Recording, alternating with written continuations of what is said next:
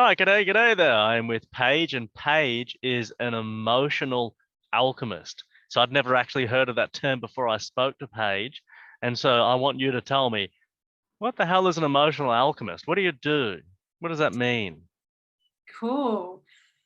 Many things. Well, I can explain it in probably the simplest term in what emotional alchemy is. So, alchemy itself, for anyone who has no idea what the word alchemy means, but it is kind of a bit of a gimmicky word at the moment. It's kind of thrown out there quite a lot. It's like alchemize your life, be the alchemist of your life. And really, what that means is turning lead into gold. That is the process of what the ancient alchemists would do.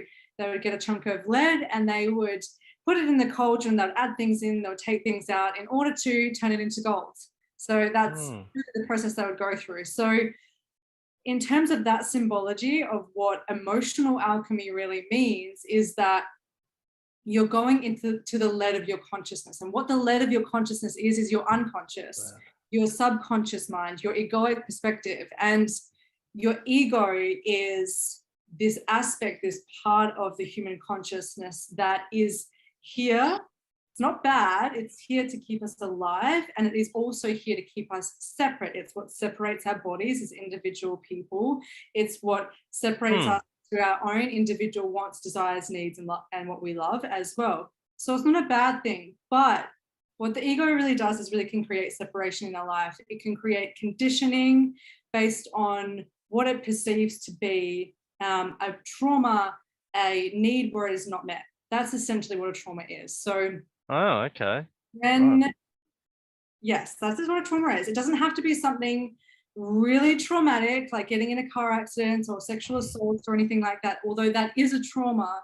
Right. But a trauma can be anything from being, your boundaries being crossed or your needs not being met. And what happens is that creates trauma within us. And then we create conditions around certain aspects of our life as well, based on how our parents parented us, because we were at the mercy of our parents. We were really, as children, right? We're dependent. We're Hmm. dependent on our parents. So we had to do as they said, most of the time. Not all kids do, but Hmm. we have to some degree. And Rebel what, kid over here. Yeah. yeah, only if you try around James. But I bet you were a rebel too, weren't you? I was very, I was very free. That's for sure. In a lot Hmm. of ways, free Hmm. spirited.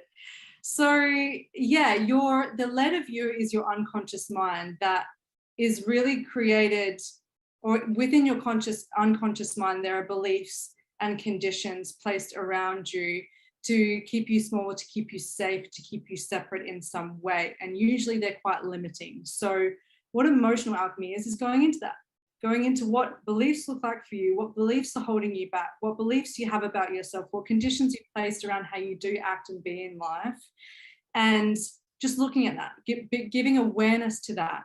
And then the next part of the process after you build awareness is to add little bits into the cauldron, to take some things out, and then essentially turn it into gold, right? And how we turn it into gold is by looking at it based on an objective perspective, not looking at it because our ego is all that we are. We're looking at it as a part of us so we can get information about what it is, like why we're doing that, just so we can understand it, not so we can weaponize it against ourselves, just so Hmm. we can understand it. So we look at it from this higher perspective, which is to gain extra information about it. When you take yourself outside of the big emotion of it, because it does feel like that when you're in your unconscious. It feels very emotionally triggering. Your emotions are heightened, your thoughts might be heightened, you might be in fear, you might be in depression or anxiety, and it feels really real. So Hmm. the magic part of it is that we look at it from an intuitive perspective. We look at it from a higher perspective, from taking yourself out of that situation and looking at the true information. And there's ways to do that. I won't go into it right now, but there are ways to do that just to train people in intuition. And then once you have that, you can also then look at, great, I actually really want to create gold in my life. This is where I want to be. So then looking at that part of you, intuitively gaining information on what your greatness is, what you love, what your natural talents, abilities are, what it is that you could do for hours and get lost in it, what it is that your soul purpose is wanting to express here, because we all have a spirit, we all have a soul, and it's wanting to be expressed here. So we, again, use magic, use intuition, use that higher perspective to look at what end result we want to create, what goal we want to create in our life, and build awareness on that. And so then we have awareness of the lead, we have awareness of the gold, and so then we can direct our focus. And so that's all we're doing in terms of emotional alchemy. We're looking at the shit, the lead, the uncomfortable stuff that we don't like about the emotions. And then we're looking at the higher perspective, our higher emotions, joy, love, gratitude, greatness, whatever you want to call that part of you. Love. I want to say joy because that's basically what my greatness is all about. Joy. Okay. Yeah. And then taking action towards that. Taking action towards that, because both of them can speak to you. The lead can speak to you, the gold can speak to you. It's just up to you to choose what direction that you take. And emotional alchemy means we're always going to encourage you to go for the gold, because why would you want to keep creating lead in your life? You don't really want to. Most people don't. So when we're alchemizing it, we're turning it into gold. We're really receiving the wisdom of why we've felt this pain in our life and how we can move towards a greater life, a greater purpose, and a greater fulfillment within ourselves. So that's essentially what emotional alchemy is. Yeah, a good elevator pitch. I like it. Elevator pitch?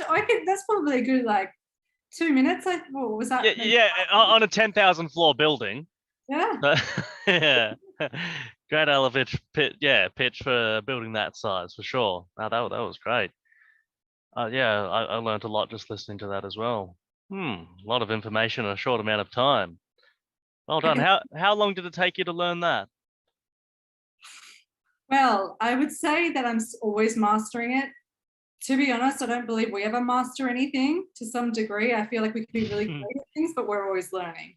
So I feel like I'm still always learning about myself, but I have the majority of the understanding of alchemy and emotional alchemy. And my journey really started when I was 23. I really started diving into a lot of the emotional work, and I'm now 28. So probably about 5 years of really mastering it. Yeah. I feel like that's what actually makes a great master, is to realize that we're never a master, we're always learning, and we're always unfolding and always evolving and always changing. And it's for us to change in the direction that's true for us. That's life. Yeah. So I first got introduced to what you do, emotional alchemy, when we were sitting at a cafe and you told me what you did. And you told me that you learned a lot of what you do from the completion process from Teal Swan, the 18 steps. And I was like, oh, okay, start telling me about them. And you started telling me about the first couple, and I was like, oh, okay, do it on me. All right, I'm a willing participant here. Thinking it might take 5, 10, max 20 minutes or something to get through them. 2 hours later, it was about 2 hours, I'm like shaking and freaking out. Like, just went through something I'd never experienced before in my life. And I've done a lot of emotional work, very a broad array of different things on a journey of healing emotional trauma and cleansing the bad out and learning the truth of the internal myself and all that. And yeah, we started going through the questions, and I was like, you could be the best master in the world, right? But if the person you're working with doesn't want to participate, isn't willing to tell you the truth or be genuine and honest with themselves or whoever they're talking to, then you're not going to get anywhere. So I was very, willing to participate and to give it my best. And, that's another reason it was taking so long.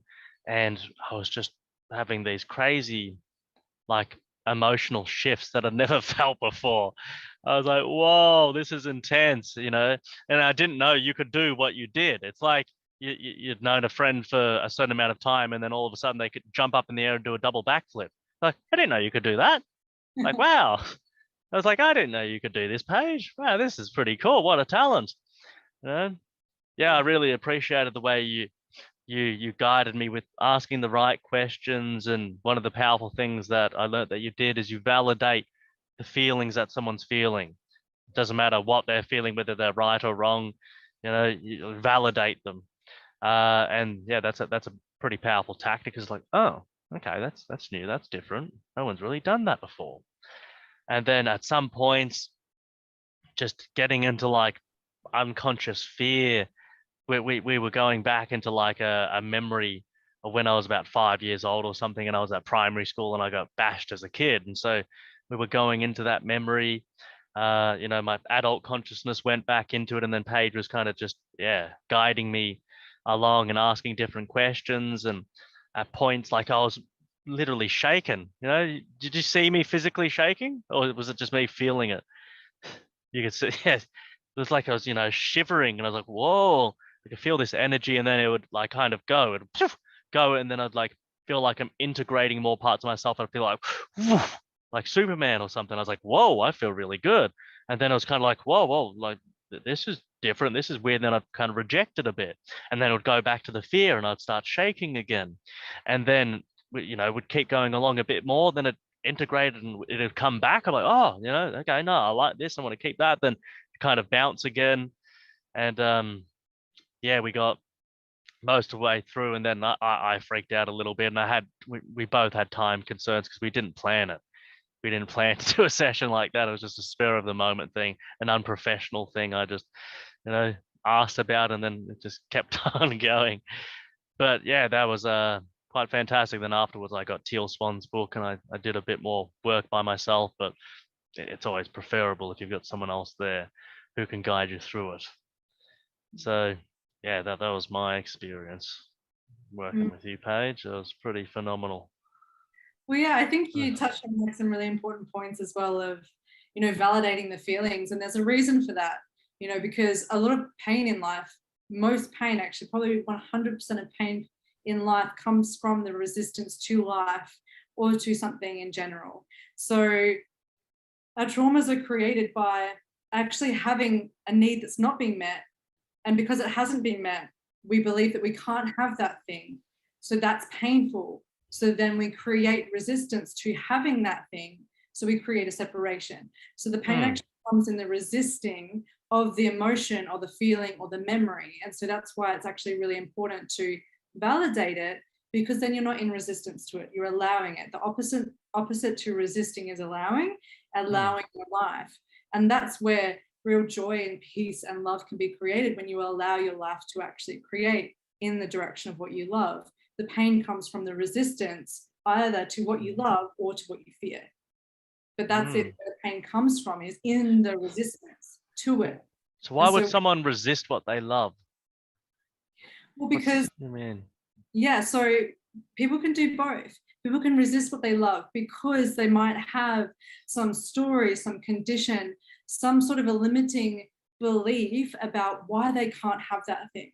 Because if you imagine as a kid, right, most children, they don't have these limitations. They're not born with limitations. They're born with, this is what I want. They don't understand why they can't have this thing. They want, all they know and feel is that they want it and they would love it. And then if some parent intervened in some way and said, no, you can't have that, or no, you're not allowed that, or no, you shouldn't have that, you shouldn't be doing that, then put that bong down. You're only 5. No, I want it. Exactly. And sometimes, right, it's hard to avoid that because parents do want to keep you safe. So in this life, it is very, very challenging to not grow up with some sort of trauma. And trauma isn't necessarily a bad thing. It's, again, it's just for us to learn and to grow and to evolve into more of ourselves and to take responsibility for being the adult in our life and actually choosing what we would love. So circling back as to why we would resist what we love is because we think that getting that thing means to some part of our consciousness, to some child that is still stuck in that timeline that couldn't have that thing, that can't have that thing now.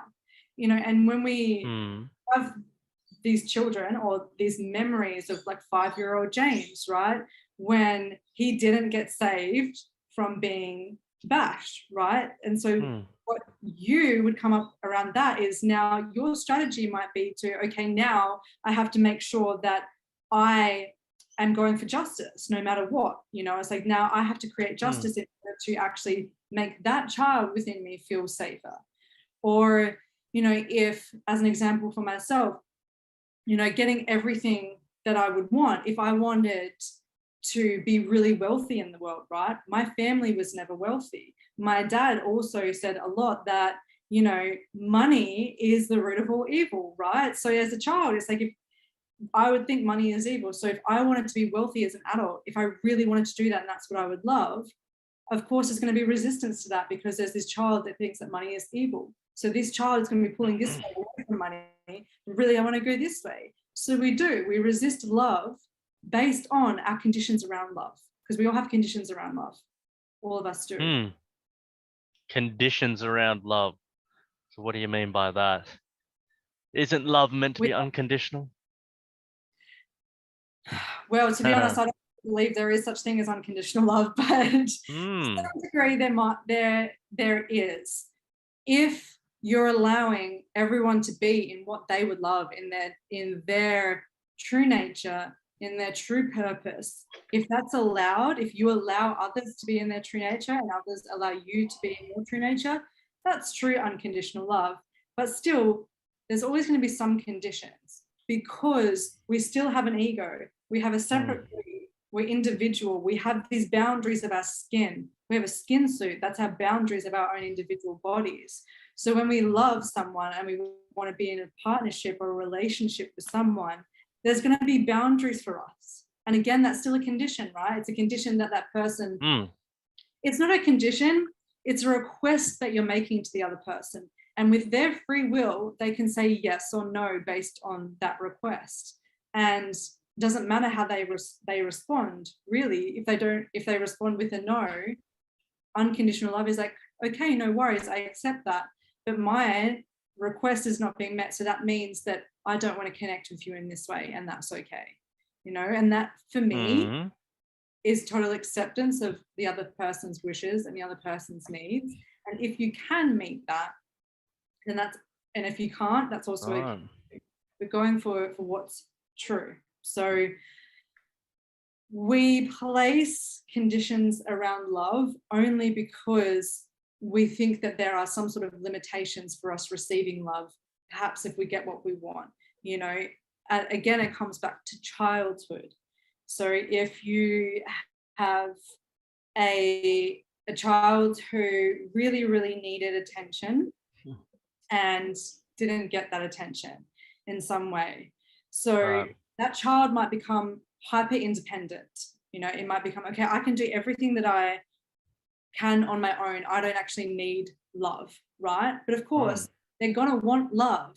But then how they would express to some people is in a way that makes them think that they don't need love, because they think that they want it. But the way that they're acting is conditional, because they think that if they get love, then they're actually going to lose something. They're going to lose their independence, because that's how they had to use a strategy in order to survive as a child. So we do things out of reaction. We do things out of reaction towards our trauma. And what being an alchemist really means is looking at that, actually being consciously aware of how you're reacting in every single moment, how you're feeling, how you're thinking, how you're being. So then you can actually make a conscious choice of, okay, what would I actually love right now? What would my true heart love right now? And how would that part of me express and be and act, rather than continuously acting from the wounded child? And it takes a lot of work, as you know, to go through an 18-step process to give that wounded child what it needs so it can come back to wholeness. Because essentially there are fragments of us that split when we don't get what we need. And our job as an adult in this life is to bring them back together, to bring them back to some sense of wholeness, so that you can work all together and you don't have this internal conflict happening. Because there's always internal conflicts happening when there's wounding involved. And it usually comes out in relationships, particularly when you are in a relationship. Usually that's where the most triggers are, right? Everyone gets triggered in a relationship, because it is your wounded self facing you, right? It's a reflection. And that's why so much stuff comes up, because again, we have so many conditions around love. And when we're in a relationship, we have this idea of what love looks like until is presented with us, oh shit, we have conditions around this. So that was a long-winded answer, I think. Yeah, that's good. So with this splitting, why does splitting happen? With trauma, with the splitting. Yeah. So it's a coping mechanism. That's all a split is a coping mechanism.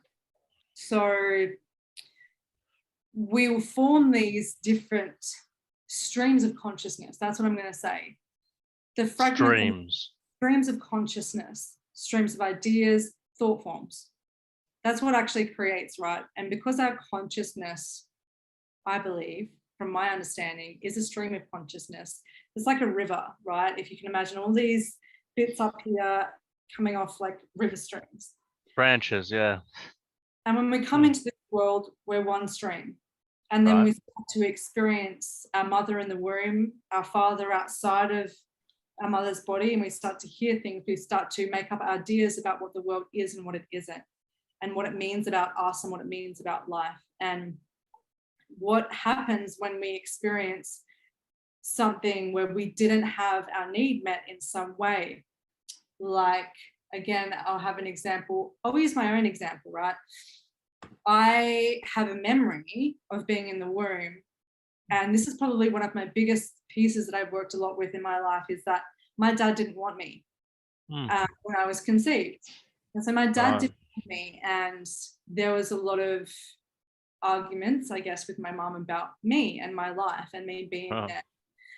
And what happens with a child that doesn't feel like it's wanted, and what I actually needed in that moment was love and presence, and I didn't receive that. I actually received rejection instead. So as a child, it's like, okay, I'm not receiving love right now.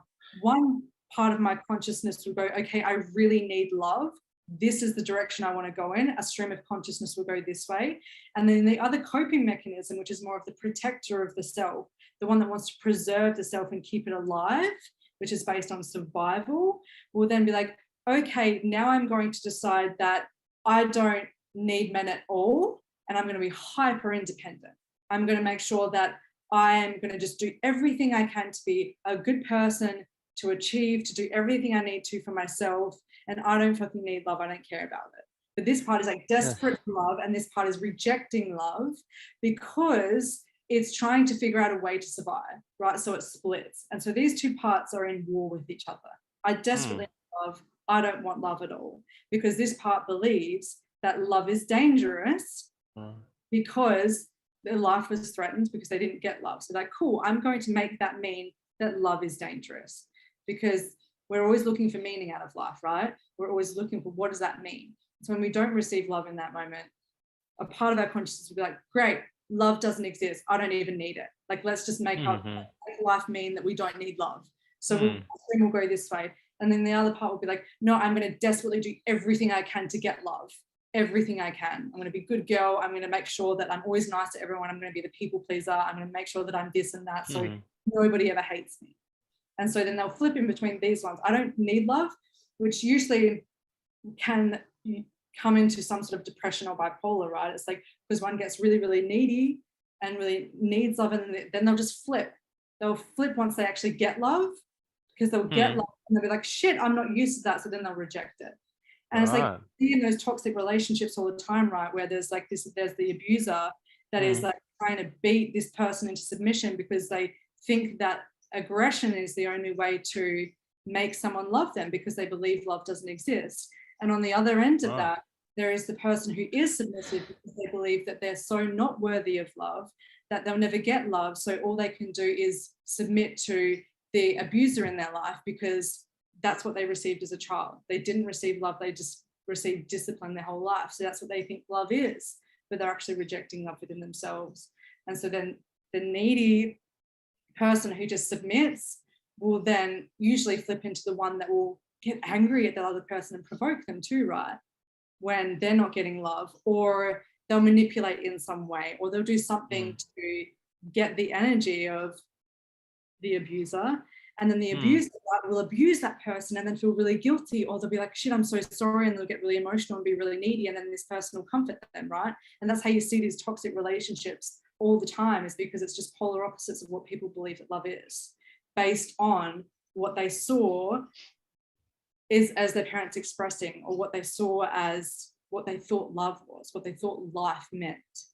And because we're always just meaning. So they think that that's what love means on both ends, usually. And then they get together and it's just absolutely toxic and explosive all the time, because they're both going for something that, or going for love in some way, but based on their wounding, based on their trauma, which is not actually true love. So what is true love then to you? True love is actually really the same as coming together, connection, integration, and wholeness. So what true love is actually completion, right? It's like if you have two halves and they come together, that's love. And it doesn't mean that you have to be in a relationship. It doesn't mean that you have to be in like a committed relationship. It doesn't mean that, you know, you have to even like that person. But what love is actually having an understanding of that person, and not to understand them, stand under them. That's not what I mean. It's just to see it from their perspective, see where they're coming from, and to be like, yeah, I get it. Yeah, I get you. And how can we come to some sort of an agreement where we're both happy, where we both feel met, where we're both coming together in wholeness and in presence with each other, so we both feel served, so we both feel met. And it doesn't mean that you agree on every single thing that, or every single topic that you talk about. It's just finding common ground and finding integration and a coming together of two parts. That's what true love is. So, okay, what about true love? Because that was kind of more the relationship. What about just without a relationship, true love to self?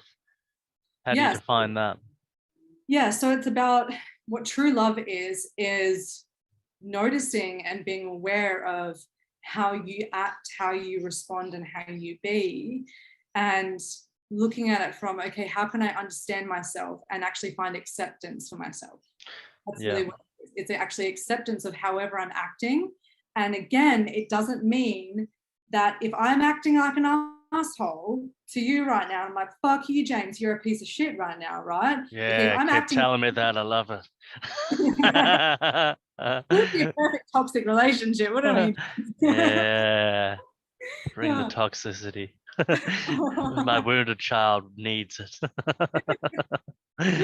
Well, so yeah, right. So if I'm sitting here and like, fuck you, James, like you're a piece of shit, I hate you, right?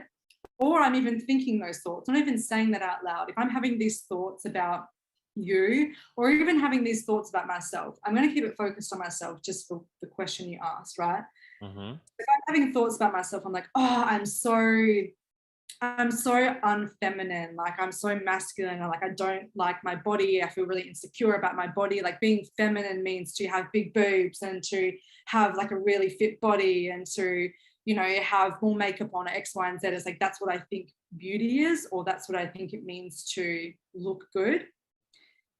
What true love means in that moment is, okay, I see that. I see how these thoughts are creating these emotions. I'm like, yeah, I'm having these thoughts. And what that's creating is sadness, that I'm rejecting myself to some degree, right? I'm having these thoughts about myself, having these feelings about myself. And love and acceptance means, oh yeah, okay, I can see that that's a part of me, and that's a part of me that is expressing. And also, what does my heart actually think about that? What's actually true in terms of my wholeness? This part of me feels like it's separate, right? Separate from the world, and it can't accept me. But then there's this other part that is this whole self that is already in wholeness. So it's self-love is about not trying to get rid of this part. It's about trying to understand why this part of me is saying that, why this part of me is abusing myself in some way, right? Because it thinks that that is the only way to keep me safe from acting in a certain way, from hiding my body, or maybe being self-conscious so people don't see me, so people don't hurt me, so people don't find the faults of, you have small boobs, or you should wear more makeup, or you should this, right? It's like, hide that part of me because that part doesn't want to be seen. And what love is being like, yeah, it's okay. I get you, and I get your purpose here, and I understand why you're being like that. I really do. And I also see that you're perfect the way you are, and that you came here in this life to design your body and to choose who you are, and that femininity is from within. It's not about what you look like. And how about we can instead just look in the mirror and have gratitude for ourselves. This part might be like, hey, yeah, okay, I could probably do that. And then there's this completion of wholeness, right? But it's about seeing both aspects, seeing all these aspects of you and how they're expressing and allowing them to be there. It's not being in resistance. When you're in resistance to this actually being a part of you, you're letting that be in the forefront of your mind and hiding it. But true love is like, yeah, I have these aspects, and that's okay because I'm human. But also what I really love is that I have a great bum, and I think I'm great. And like, that's actually, I have that. And that's what love is. It's just the full acceptance of self, full acceptance that we have these parts of us that are shitty, that are uncomfortable, that are in pain, that are in fear, that are hurt, that are separate. And also seeing we have our greatness, that we have our love, that we have our full expressed self, that we have our intelligence, that we have innate connection to everything. And then actually accepting both of them. And when we accept both, that's when we actually reconnect with God within ourselves. Because God external to us, it doesn't have an issue with the evil that's happening in the world. It just is happening. And it also doesn't have an issue with the great things that are happening in the world. It just is. And that's what love is, when it's this full acceptance of it just is. I just am. And I am love. Even though I can see both that are in fear and love, fear and greatness. And just fully being like, yeah, that's what it is. And that's okay. And being fully centered in, that's okay to be like that. That's true love. That's integration. So could another way to say it is true love is accepting all aspects. Like that would be the goal for true love of self, is to accept all aspects of self and to not be in resistance to self at all. Like have no resistance, no rejection of any parts, to be fully integrated from all the trauma and things that happened in the past, and to, not make any new traumas moving forwards. Well, that's it. Would you even make new traumas if you are in full acceptance of all aspects? Yeah, I don't know. But yeah, that's interesting. Yeah. It's I am, right? It's like you hear the Buddhists and gurus talking about, you are the I am, it's like, you are the God. It's like, yeah, you are. It's like, I am. And we get to choose as well. We have free will. We get to choose how we be, how we act, how we express. And so the most loving thing for us to do is act based on what we would love, but not reject or deny or disown aspects of ourselves. Because when we do that, we're just in separation. And that's the point. What's the point in that? We're here to connect. That's what love is. Connection to all time and space. I was actually writing out something before. I'm writing out a memorandum, like my own kind of constitution, my own Magna Carta thing. And part of it is like describing who I am. And one sentence says, what I am doesn't change, but what I can may. Well, no, what I can be may, right? So, because I was thinking about that, it's like when I go into what I am, I say, well, it's the things that never change, right? Which is consciousness, awareness, knowingness, intelligence, intention, free will, these kinds of aspects that are non-dimensional, that don't require time and space to exist, that can exist here in an illusory time and space and beyond, to infinity and beyond, unlimited potential and possibilities. It's like those things, that's what I am, right? But I could be fraction. I could be broken. I could be a man. I could be a woman. I could be a turtle, a plastic orange juice bottle, anything. But what I actually am doesn't change, because people, cops might say to you, what's your name? It's like, James. It's like, is that, so you're James? No, I'm not James. Like I have that name. It's like I have a van, but I'm not the van. You see where I'm going with that? It's like I use names, I have names, but I am not a name. Words can point in the direction of what I am, but they can never describe me in totality. Like, I got that's going off into a different tangent. I'm just writing out this memo thing, and I'm getting really excited about it because I'm creating this this content I've never come up with before, but I need to make a different video about that because it's a little bit off track. But I just liked how it connected with the what I am, and love is part of that. Say everyone is that loving part, or say love, and then because it's like, well, what is love? That word gets thrown around a lot, but you could say self-acceptance and compassion, empathy. That's what love is. Care is love actually in action, right? Because someone might be in a relationship and they say I love you, bang bang, and they're beating the shit out of them. Well, that's not real love, because where's the care? If you actually cared, you wouldn't be doing that, right? Or you might have a parent that smokes, right? And they yell at you every time, mum, hi. They yell at you every time you try and guilt or shame or bring up, hey, like, don't smoke, right? But it's like, well, I love you, I care about you. I'm going to bring it up because hopefully one day, like, you'll realize the wisdom in what I'm saying to quit, or you'll just get sick of me nagging. Like, either way, I'm hoping it's one of them. Yeah. Anyway. I think, to be honest, like the easiest way to describe love is we, ego is I. And we, as in all parts of us individually, we have all these different streams of consciousness that have different parts of us, different expressions. Self-love is we are we, but ego is I, one part of the stream of consciousness that might get the. Yeah. At the same time, you could say we is I and I is we.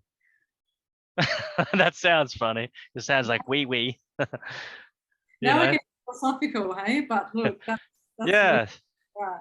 Because also in my memo, it's like who I am is a what and what I am is a who. Yeah, that takes a little while to get your head around that one. Well, life's duality, right? Like we live in a duality-based universe where everything can be polar opposite of each other, and the more enlightened we get, the darker our shadows as well. So, it's true. We are who is we. It's like, yeah, it's totally. Both are true.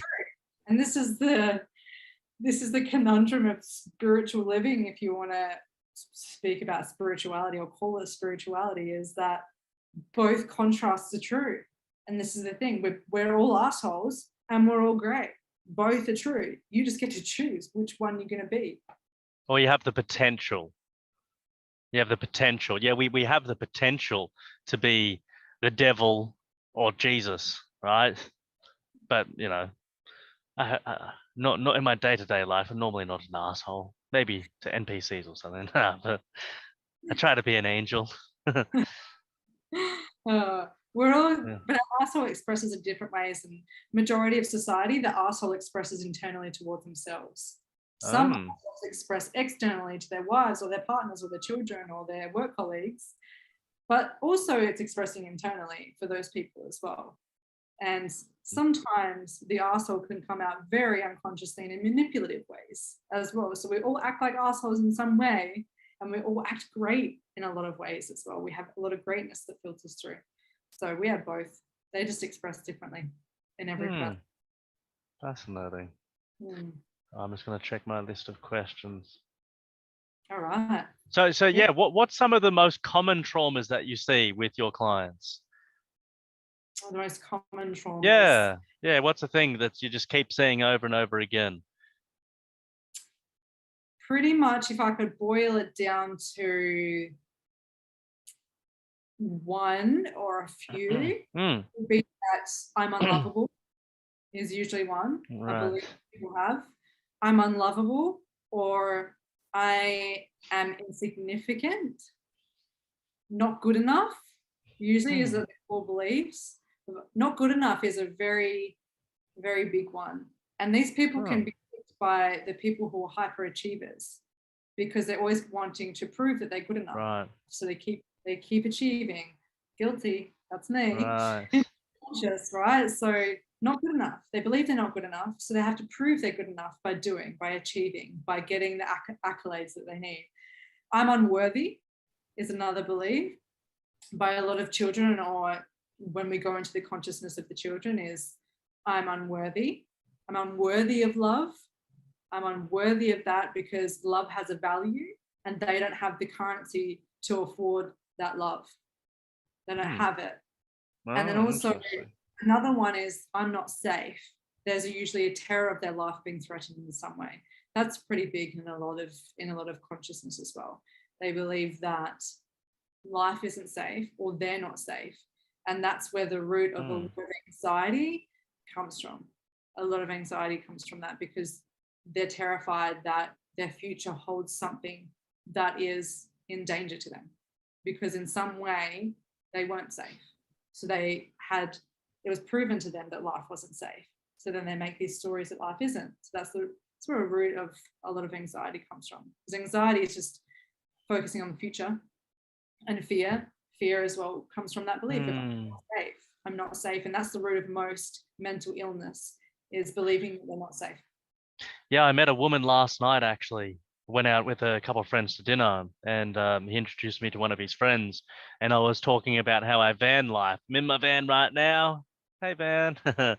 And she was saying that she liked the idea of van lifing, though she'd want one that had a toilet in it because she wouldn't want to go outside at night to go to a public toilet, for example, because she didn't feel safe. She wanted to, and she was saying she wanted security.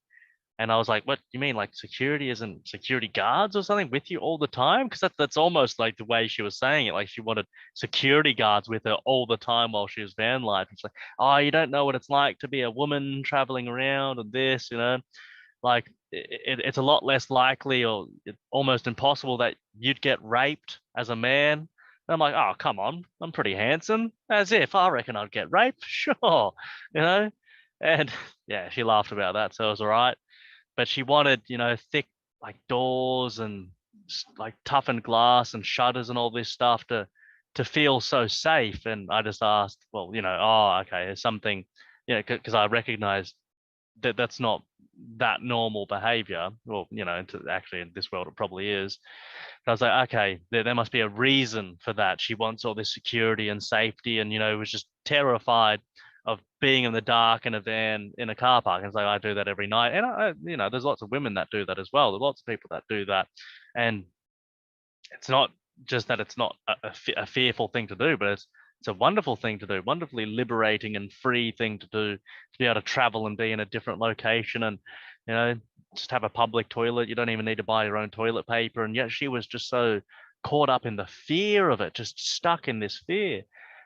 I briefly just asked, did you have some experiences that happened earlier on in your childhood? And she said yes, but didn't go into any elaboration there, because that can get pretty deep and personal, unless someone's sitting in a reclining chair, with their eyes closed and some whale music in the background and a couple candles. So yeah, is that what you do? Do you have whale music or dolphins?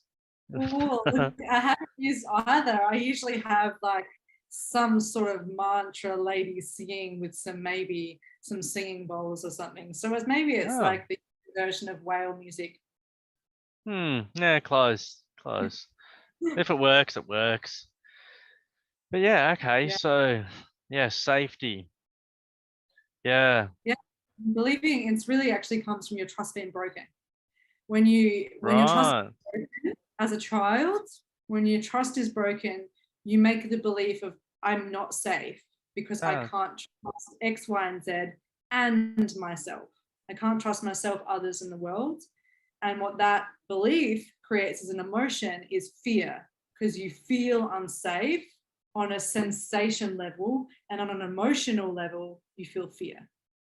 Wow. And that's where the root of all mental instability comes from, or mental illness, I should say. People get bipolar, or they get schizophrenia, or a lot of like I'm just going to say mental illness just for like ease terms. That's where the root of it comes from. So what from what specifically again? From that having their trust broken. Yeah, it's like I can't trust myself, others, in the world. And I feel like, as an example, welcome to Earth, baby. Welcome to Earth.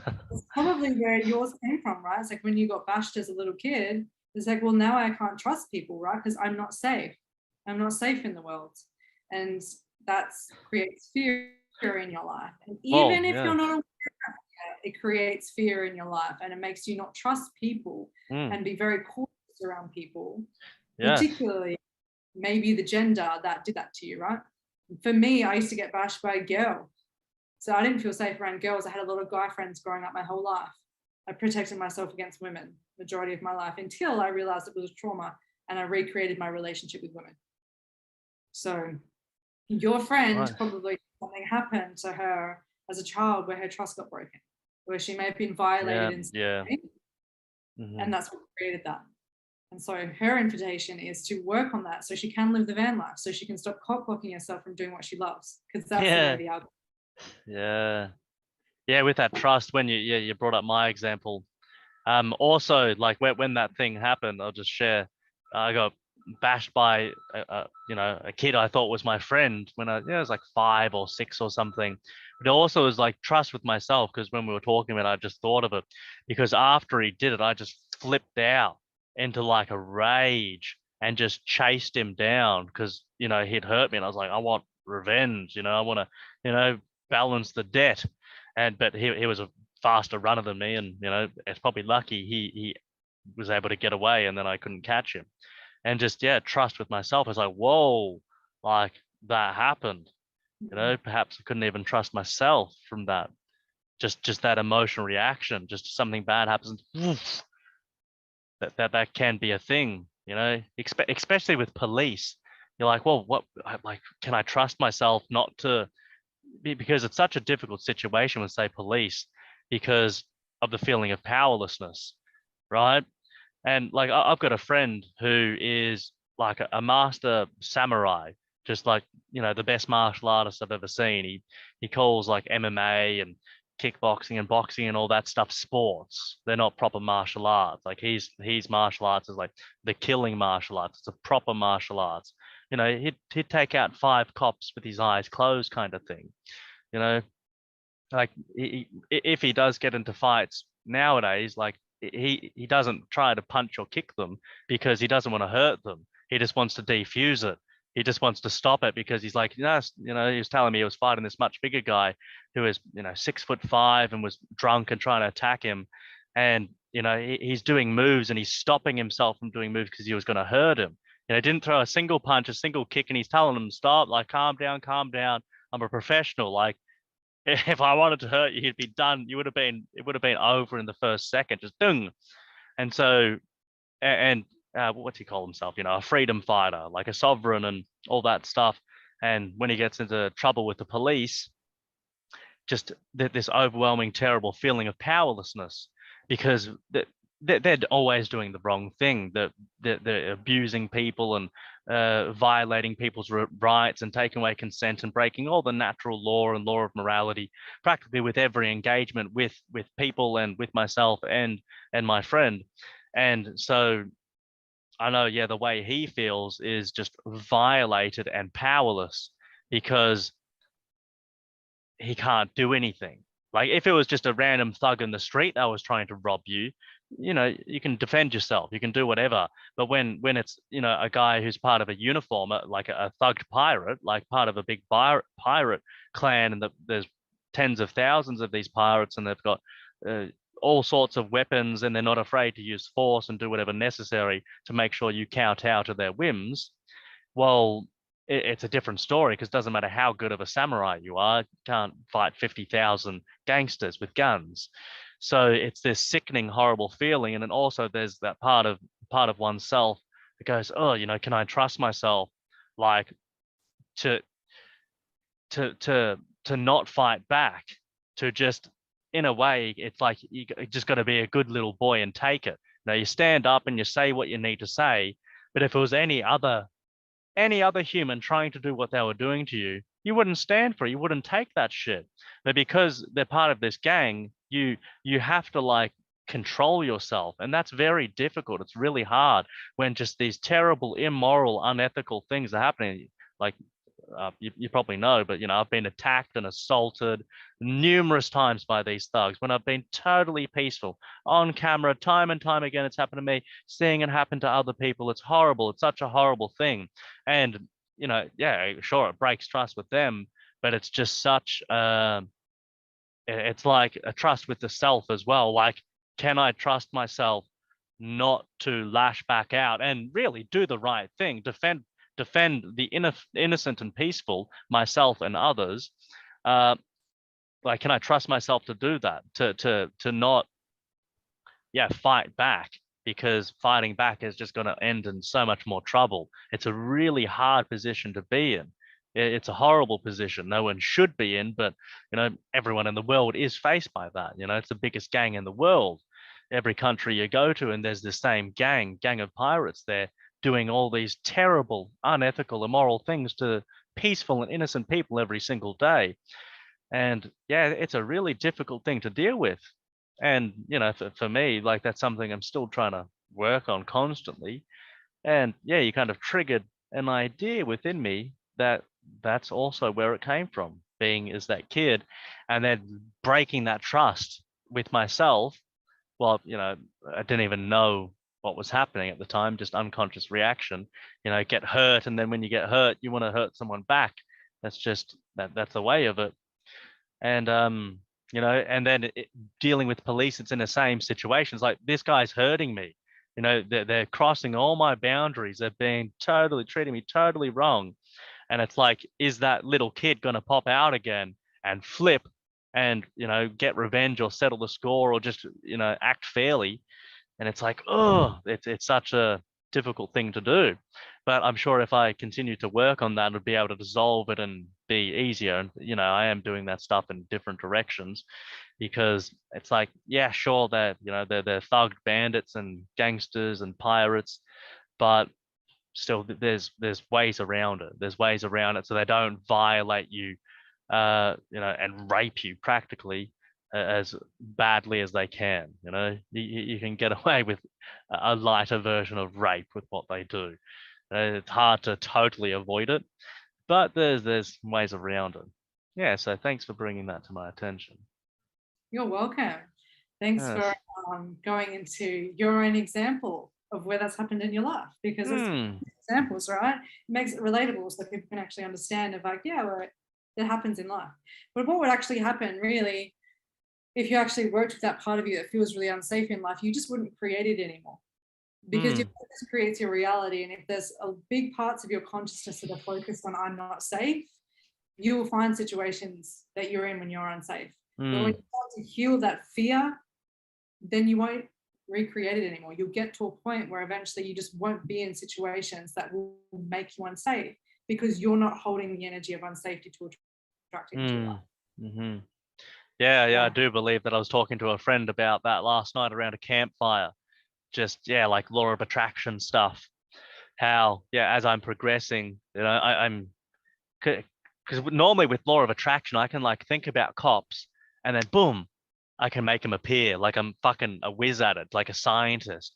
But recently, since my last interaction, and then going to court and having more exposure and developing new systems and updating and evolving the internal beliefs and character development, getting better slowly and slowly over the years. Well, I've only been really doing this for a couple of years.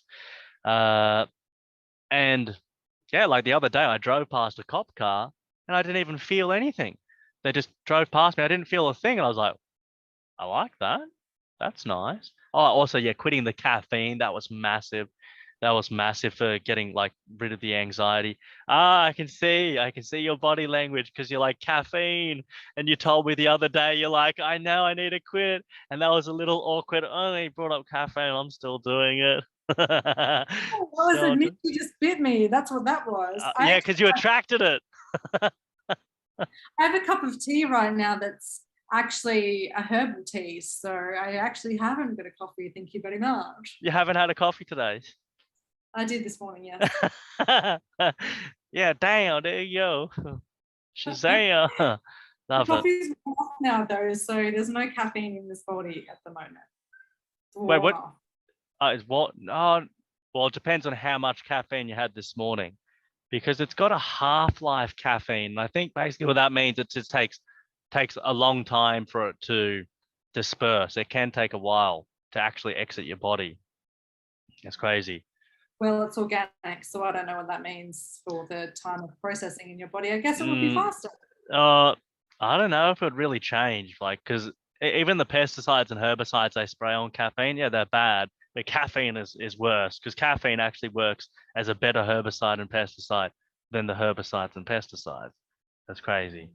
But And all the sides mean it's a homicide against yourself, right? there you go. You said it. You said it. Damn, girl, you all over it. I'm all over it, babe. Don't you worry. Okay, so the main traumas you see, getting back to that. So you see, I'm not good enough. I can't trust myself, others, and the world.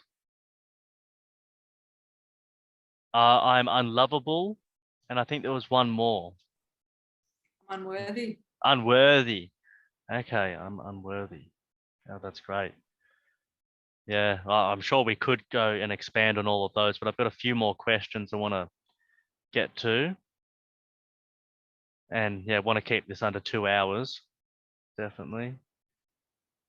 Yeah, we've been going for over an hour now, haven't we? Yeah, About I an think hour. yeah, because you were saying 40 minutes, and I'm like, nah, I know it's gonna be more than 40 minutes. I'm like, nah, I know. Like we've only My I've boundary is 6 o'clock so I can eat dinner. That's my boundary. yeah, well, I'm actually meeting up with a friend for dinner at 7 o'clock this time. Ooh, so that's 6 o'clock my time, isn't it? Wait, no, 8 o'clock time. No, okay, yeah. So it's 6:20. So yeah, we can only go for a little bit longer anyway. Okay, I'll cut this little part out. That's okay. That's all right. I trust your editing skills. You're a famous YouTuber now. So Oh yes, yeah, very famous. Sometimes I get 200 views on a video. So relationships. I want to know more about relationships and trauma around relationships and people. Like say some people go through a breakup and they're devastated, and then some people go through a breakup and they're totally fine. Like what kind of trauma around relationships and attachment and love and connection, specifically in intimate relationships, boyfriend, girlfriend, husband, wife stuff, do you see? And what have you worked with? interesting. There could be so many. Oh, I know it's pretty big. It's a pretty big question because each person as an individual has a lot going on in their consciousness. And then the other person also has a lot going on in their consciousness. But usually I would say the overarching trauma or themes that I see in heterosexual relationships, I'm just going to use it as like man and a woman just because that's the most common. With men, they usually would disconnect from love. So they'll go through disconnection, and why they create disconnection is because, again, it could be multiple reasons. It can be multiple beliefs that are going on for that person that or that man that created that. But some reasons as to why they could create that disconnection is maybe their mothers said you shouldn't be feeling like that, or you shouldn't be feeling emotional, or you shouldn't be feeling sad right now. And so what that child decided is that their emotions and feeling emotions was not okay, or was not safe, or was not accepted, and was not loved. So then they disconnect from their own emotions, and love is an emotion too, right? So they create disconnection in some way. So men can create that and can look or seem a little bit more heartless, right? Or to not care, but they do care. They do care to some degree, right? It's like they're not completely heartless. And women really, the overarching trauma for women is, manipulation. And that's really comes from control, right? Feeling like they've been controlled. And that's why you can see a lot of the toxic relationships with controlling men and submissive women, right? It's like the same thing because, women have been oppressed a lot in their life or controlled to some degree because maybe their father was domineering over them, or, didn't let them do certain things, or the dad was like the discipliner or whatever. And what they decided is, okay, I have to get love in a different way. So I'm going to go in a roundabout way rather than asking directly for what I want. So women want men to guess about what they want. It's like, I'm just going to send subtle cues about what it is that I want, and he should work it out, because if he loved me, he'd figure it out. So they manipulate in order to get what they want. And then the man obviously is like, I need direct communication, and she's being like that. She's been a bitch, so I'm going to disconnect now. And that's what creates conflict in relationships too, right? Is majority usually from women being more manipulative and men being more disconnected. But what we actually need is to be direct in communication for women, and for men to be more present in what's going on and be a bit more aware, right? That would probably create more of that connection. But in terms of what I see in terms of like in relationships, that's probably the majority of where a lot of problems can come from, and a lack of communication, I would say, and a lack of being honest. It's just actually really people not being willing to being honest with themselves, to what they need and to what they want and to what they desire. And that's what really creates problems in relationships. But it's extremely hard to kind of say exactly what goes on in each person, in their consciousness. But I think in terms of your question, when one doesn't care, they do care. They just pretend like they don't care in order to feel safe in some way, or to protect their heart from feeling the emotions, right? The men don't feel the emotions because they want to protect their heart, because mum said or dad said that they're not allowed to be emotional. And for women, they get more angry and upset, and they feel powerless because they can't manipulate that person into loving them anymore. So then they get more emotional about it, because emotions are expressed in women. They can't manipulate them anymore because they're not choosing me. Well, they still can try. They just do it more in more of an aggressive manipulation way now, right? Or maybe it's like, I'm going to kill myself if you don't stay with me. It's the sense of manipulation as well too, right? So some women can be extreme in that sense, and men can disconnect in the extremities. So that's usually the overarching thing. But individually, there can be heaps of other stuff going on. Yeah. Oh, I had another question. I forgot. But I'll just add this. With manipulation, it could even be with positive things. Totally.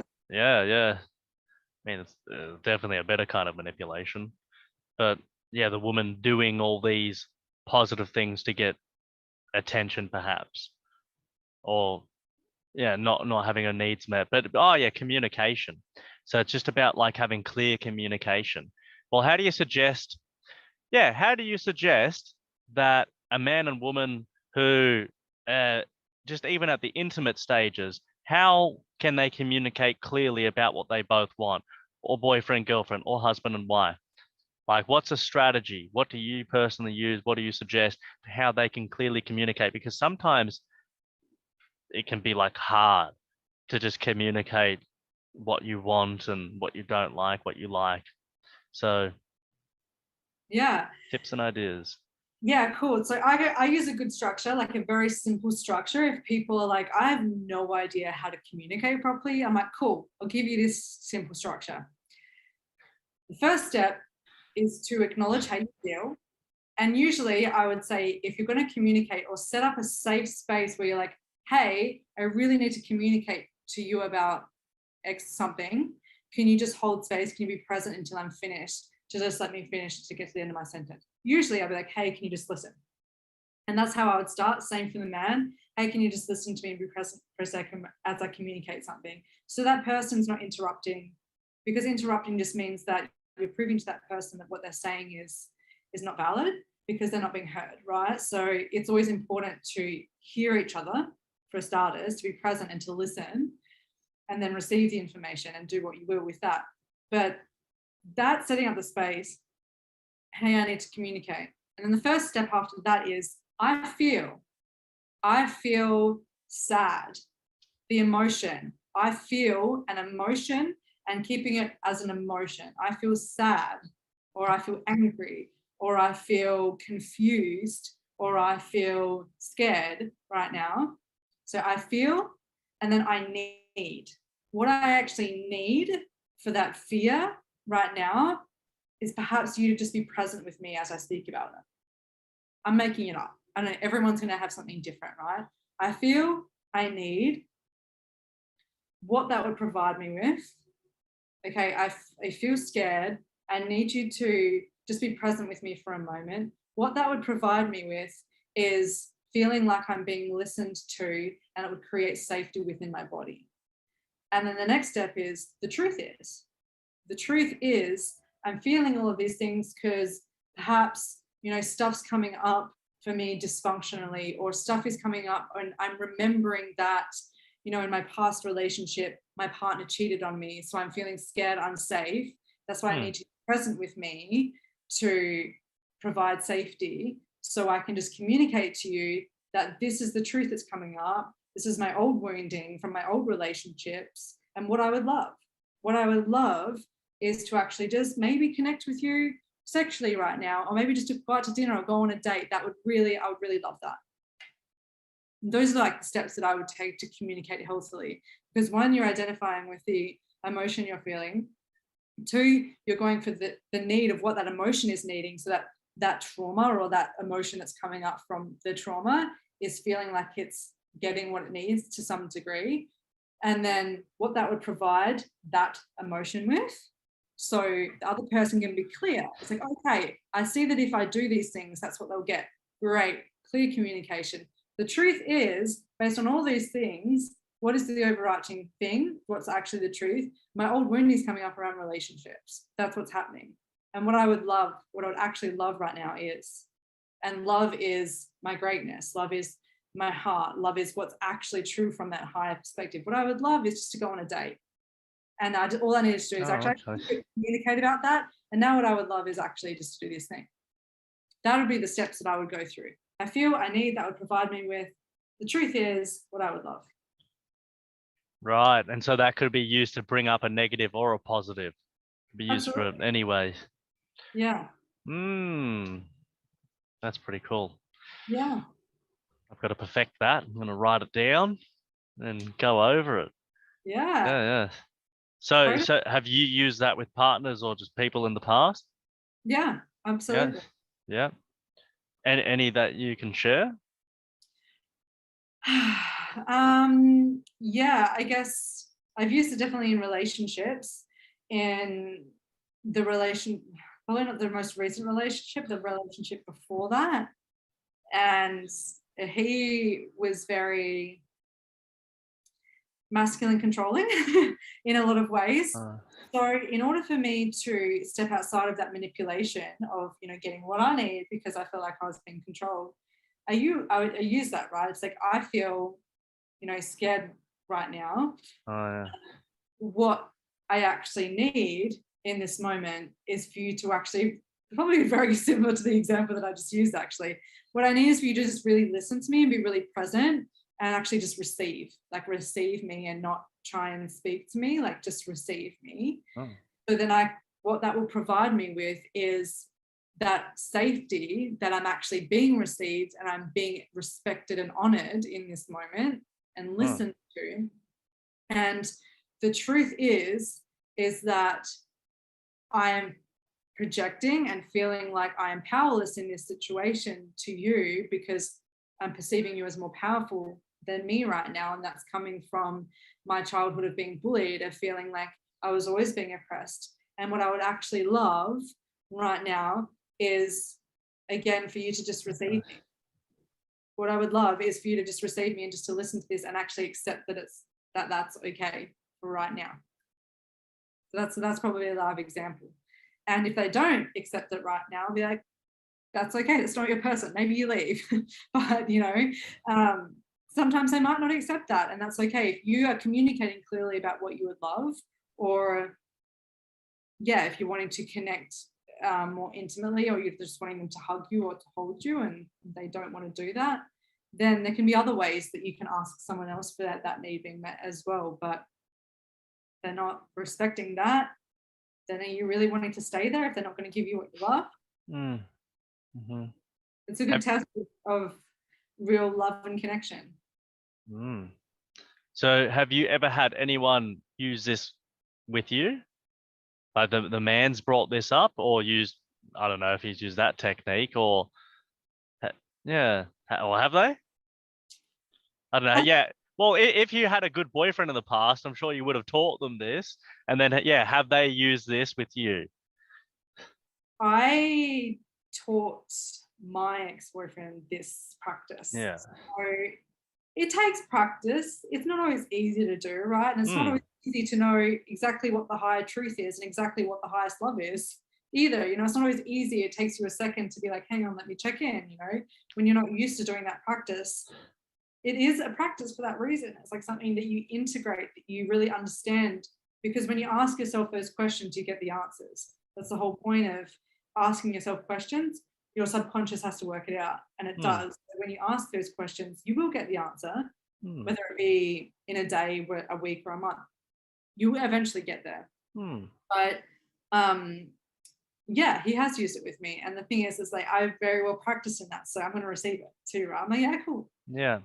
So yeah, it's fantastic. powerful. And it's a good place to start. I'm not saying that has to be how everyone should communicate. Yeah. But if people have no idea how to communicate about things, that's a really good structure to start with. To follow, because you get to know yourself more through that practice as you communicate with other people, because everyone's just a reflection of us, right? So when you communicate with someone else, so you're getting to know yourself better just by asking those things. Yeah, fantastic. Yeah, I love that one. I'm definitely going to think about that more, for sure. All right, well, we've reached our time now. Just let the viewers know if they want to find more information about you, how can they do that, Paige? Well, I guess the best place and the easiest place to send people would be probably through my Instagram, because all the links for all the courses and the things and the mentorship that I provide is all there in the links, everything about me and what I do. So that is thereal.joycatalyst. So THEREAL.JOYCATALYST. I did good. I spelled that. That was great. That was hard to spell. Damn, girl. You're good at emotional alchemy and you're good at English. What Thank you. more could a man want? I'll write it down in the description anyway. Yep. Yeah. And I think that would be the best place to connect with me, to message me. And also I have a website as well that has a lot of information about me on there as well, and about my offerings, which is info.joyfulcreations.com. So that is also a place to go. I can send you the links for these as well. Yeah, beautiful. If I said any of it wrong, I will send it to you as well. So it's in the description. Yeah, fantastic. I've loved this conversation today. I'm definitely going to listen to it again. And I'd love to have another conversation in the future. Definitely. I love it. Or should I be like, I feel like I really enjoyed today. I need to do this again. I'm putting this into practice. What was the third one again? That would provide me with? That would provide me with more useful information. It would provide you with a platform to reach more people and provide the viewers with kick-ass content. So it's a mutual win-win all around. And the truth is, had a great time and love to speak to you again soon. Yeah. Yes, look at you go. Yeah, man. All over it. Fantastic. All right. Much love, Paige. Talk to you soon. Bye. Okay. Bye-bye.